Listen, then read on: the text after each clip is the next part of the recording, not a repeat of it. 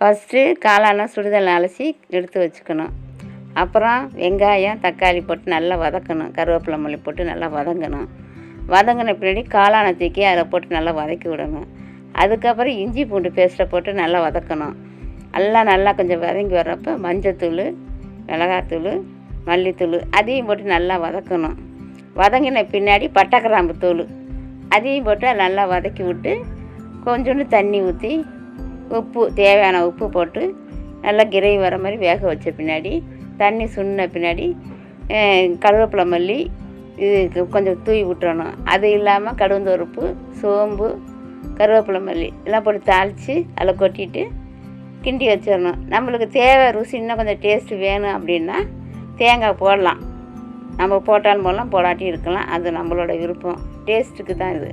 இது சப்பாத்திக்கு சாப்பிடலாம், தோசைக்கு நல்லாயிருக்கும், இட்லிக்கு நல்லாயிருக்கும், வடி சாதத்துக்கு நல்லாயிருக்கும்.